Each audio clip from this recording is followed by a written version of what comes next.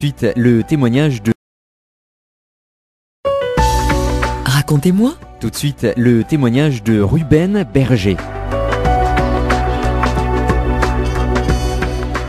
Je commencerai en lisant quelques versets du prophète Isaïe au chapitre 49 et versets 14 à 16. Sion disait, l'Éternel m'a abandonné, le Seigneur m'a oublié. Une femme oublie-t-elle son nourrisson? N'a-t-elle pas compassion du fils de ses entrailles? Quand elle l'oublierait, moi, je ne t'oublierai pas.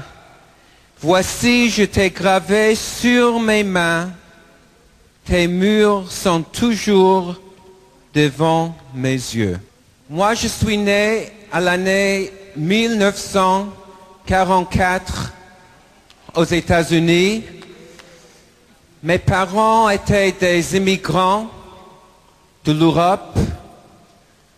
Beaucoup des membres de ma famille ont été meurtriers dans les camps de l'Europe. Et dès le temps que j'étais petit enfant, j'ai senti et j'ai expérimenté l'ombre de la mort et l'ombre du Shoah sur ma vie. J'ai grandi dans une famille juive, orthodoxe, traditionnelle, et la tradition juive était vraiment mon identité. Et toutes les années de ma jeunesse, j'ai expérimenté un paradoxe très profond. De l'un côté, j'ai compris que Dieu, par sa grâce, a préservé le peuple d'Israël selon sa parole. De l'autre côté, j'ai senti qu'il nous a abandonnés à une souffrance extrême pendant des générations. De l'un côté, j'ai senti que Dieu était présent avec nous en cachette, mais de l'autre côté, d'une manière très forte, j'ai expérimenté l'absence et le silence de Dieu. De l'un côté, j'ai expérimenté une tradition juive, religieuse, très forte, pleine de richesses, mais de l'autre côté, j'ai aussi compris que nous étions aveuglés et que nous avons perdu la vraie clé à la sagesse et à l'amour de Dieu. Dans le milieu juif, j'ai senti des gens d'un côté qui sont des gens religieux, mais de l'autre côté, une absence de foi terrible. Surtout quand quelqu'un est mort, on a toujours senti la mort et la fin. Il n'y a pas l'espoir de la résurrection.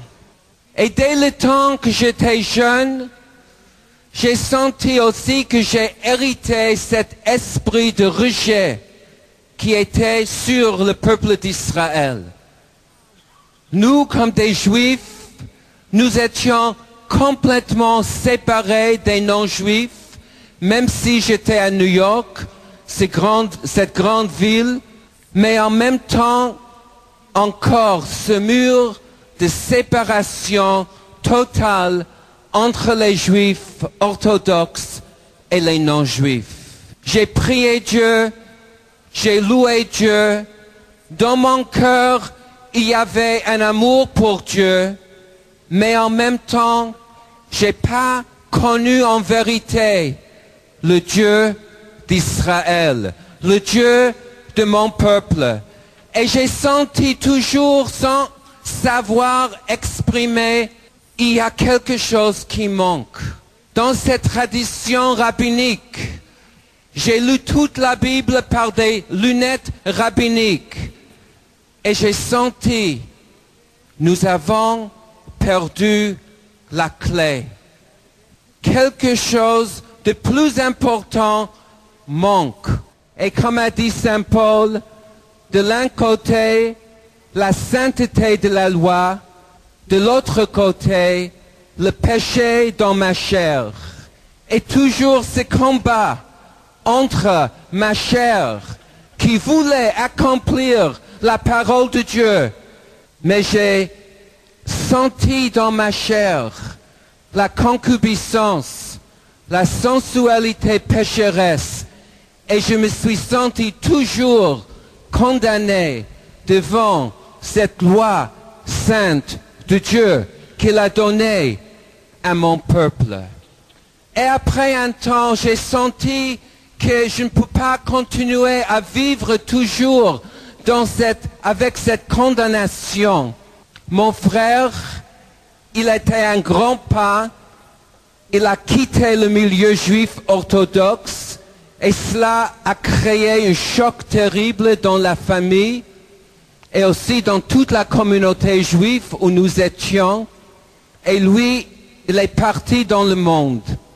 Moi, quelques années après, moi aussi, j'ai fait cette décision parce que j'ai senti que dans ce milieu, je ne trouverais pas le Dieu vivant. Et à part de ça, j'ai senti aussi qu'il faut que je découvre la vie sans savoir en vérité ce que c'est cette vie que je cherche. Et j'ai commencé à chercher dans la littérature française. J'étais étudiant à Paris, à la Sorbonne. Après cela, j'ai commencé à étudier cinéma, mais jamais j'ai trouvé la réponse. Je suis tombé dans le péché, dans l'occultisme, dans les drogues. Et à l'année 67, mon frère qui était très loin, moi aussi comme le fils prodigue, parce que le moment qu'on fait un pas hors de la maison du Père, on se trouve dans un pays lointain. Et un jour, mon frère qui ne voulait pas croire dans le Dieu des Juifs et le Dieu des chrétiens qui rendent l'homme coupable toujours, un jour, il est retourné de son travail. Il habitait à ce temps-là à Copenhague, au Danemark. Et il a commencé à méditer sur sa situation. Qu'il est un homme sans foi. Qu'il est un homme qui vit dans l'obscurité totale. Et quand il a commencé à méditer sur sa vie, il s'est rendu compte du fait qu'une présence a commencé à remplir la chambre où il était. Cette présence est devenue de plus en plus forte et c'était la présence sainte de l'amour de Dieu.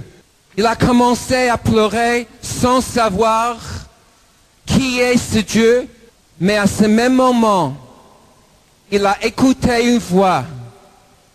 Et c'était la voix du Dieu d'Israël, la voix du Dieu de nos pères, qui a parlé au plus profondément de son cœur et lui a dit, je suis le Dieu de tes pères, le Dieu d'Abraham, Yitzhak et Yaakov. Je te connais parfaitement. Chaque chose de ta vie, je connais. Et je t'aime. Et il a pleuré.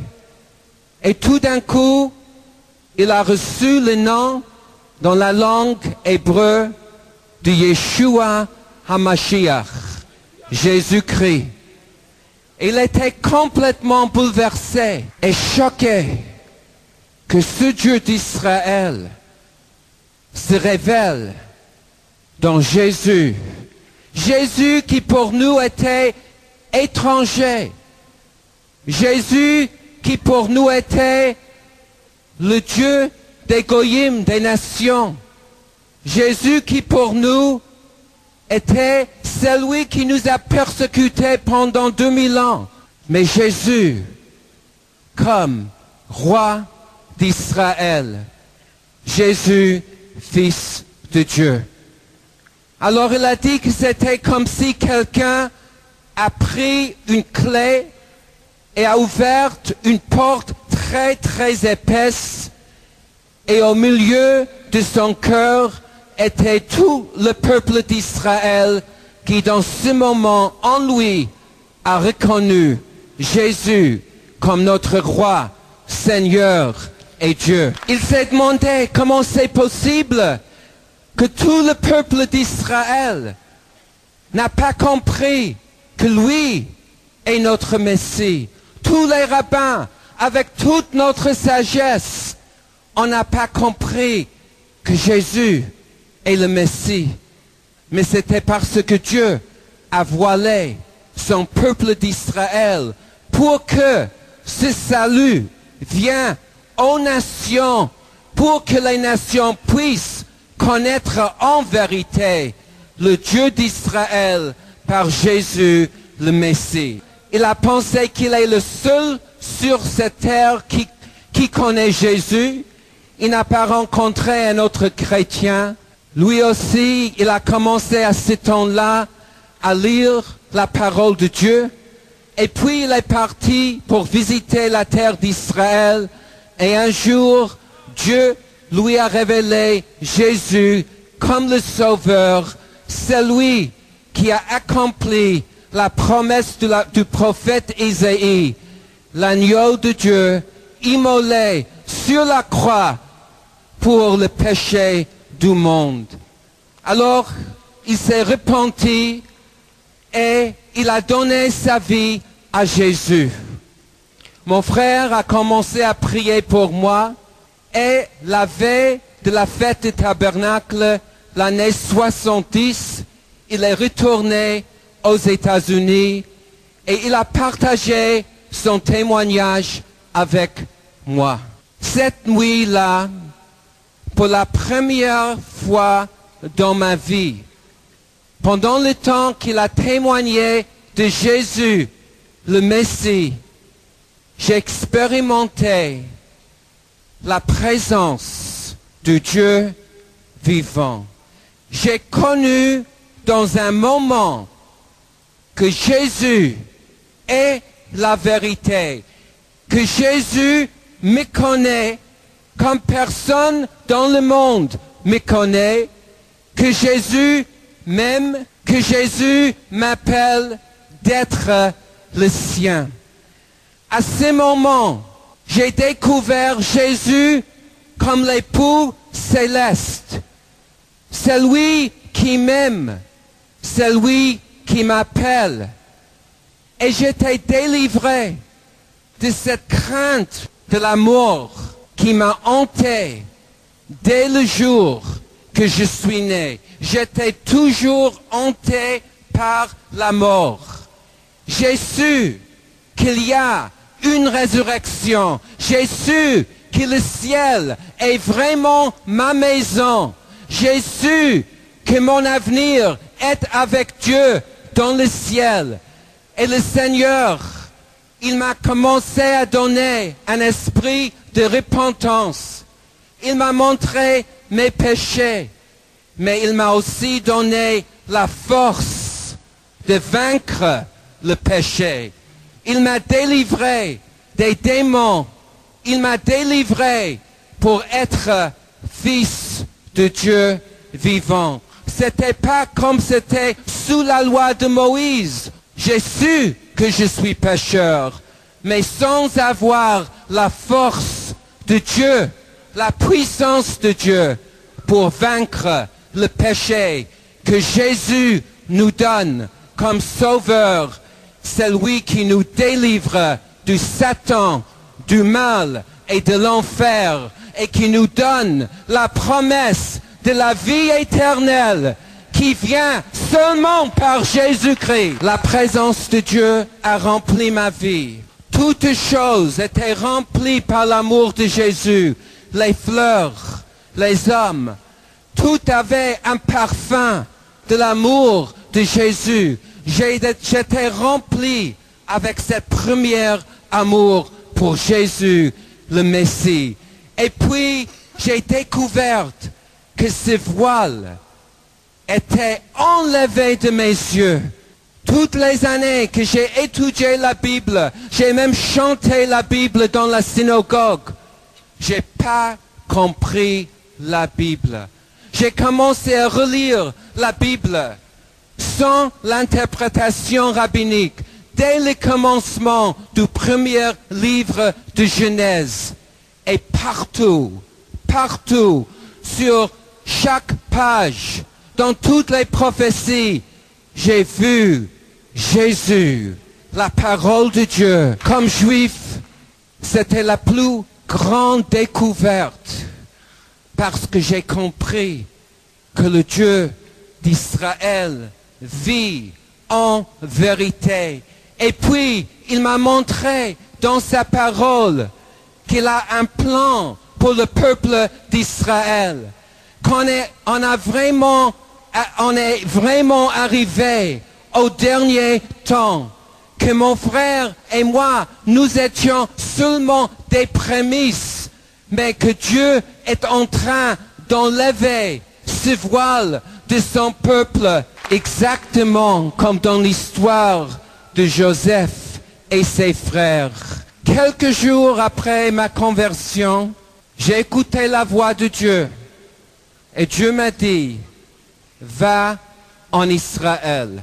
Et en tant que juif, j'ai compris qu'il n'y a pas aucune autre raison d'être de ma vie, sinon être disciple consacré à Jésus et le suivre où il va m'amener. Le jour même qu'il m'a appelé, j'ai acheté mon billet pour partir en Israël.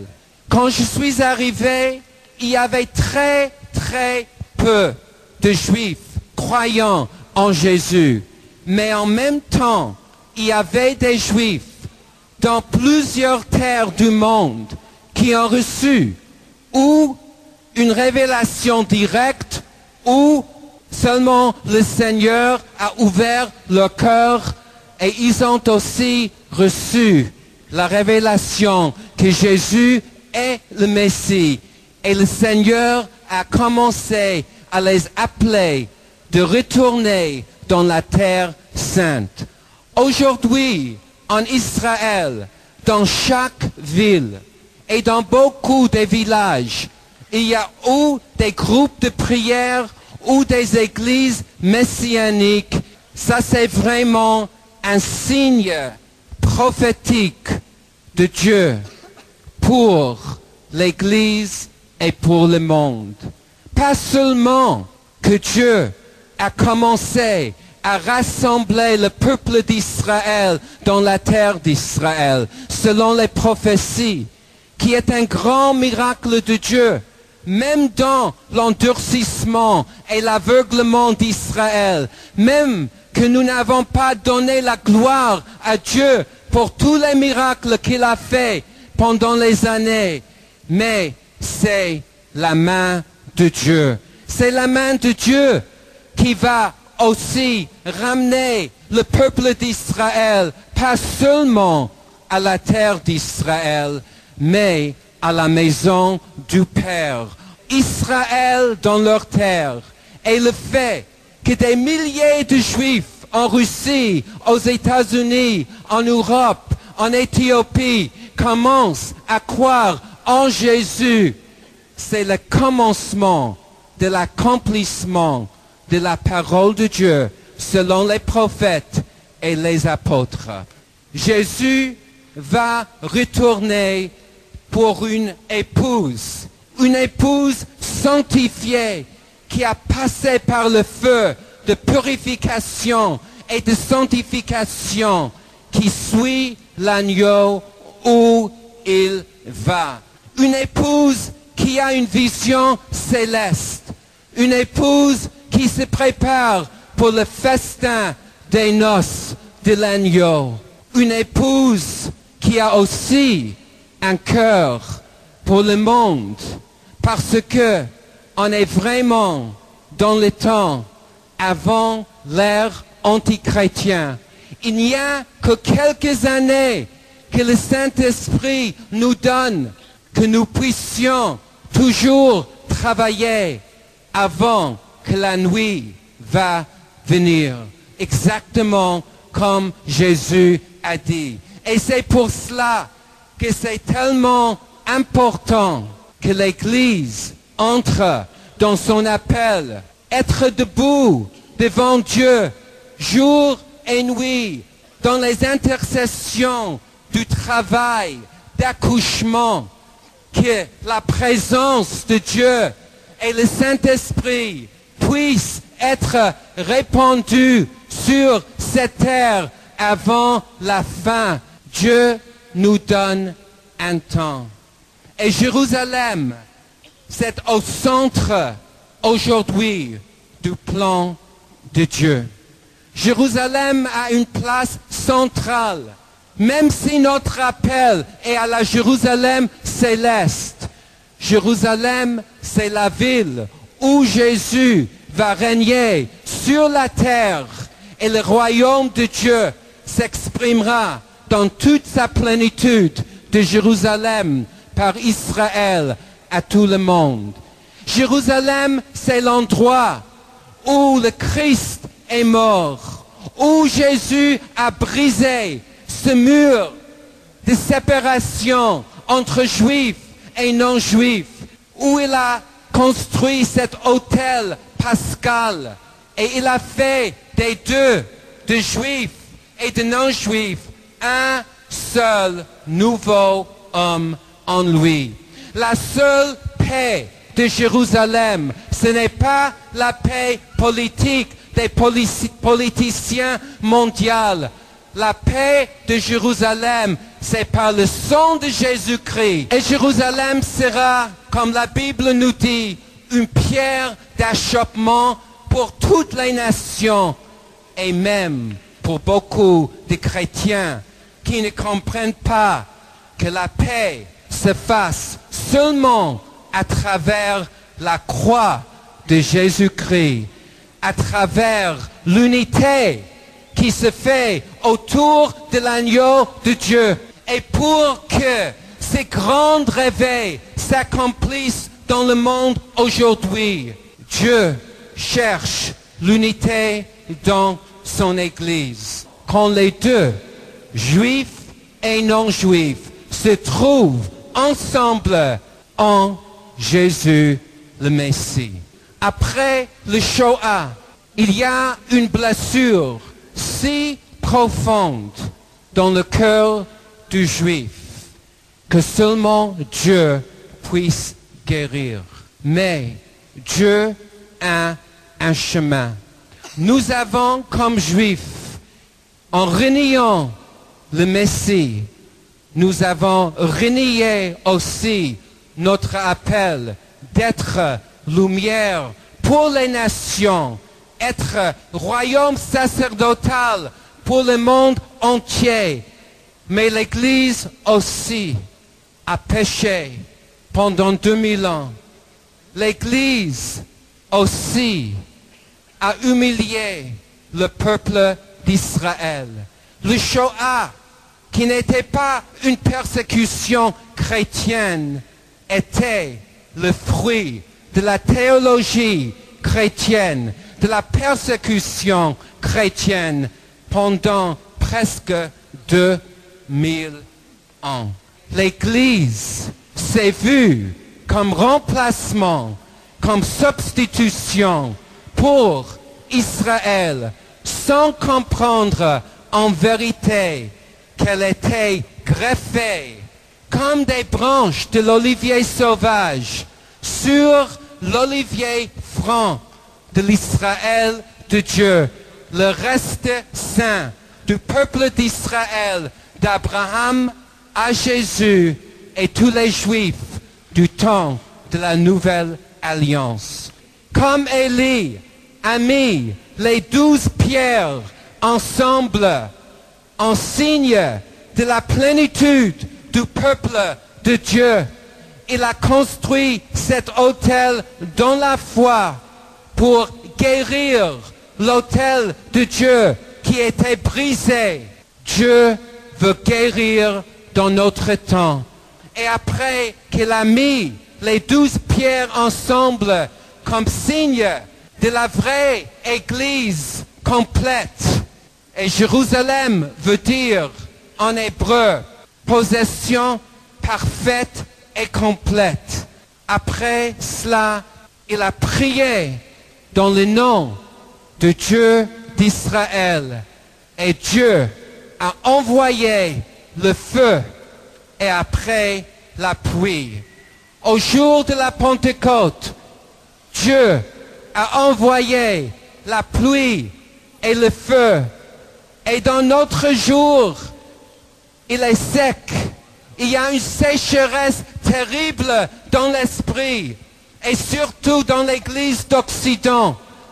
Et c'est seulement par la repentance et en recherchant en vérité la face de Dieu et la présence de Dieu et en guérissant cet autel qui était brisé que Dieu va donner la pluie et le feu de son esprit pour le moisson des nations avant le retour de Jésus-Christ.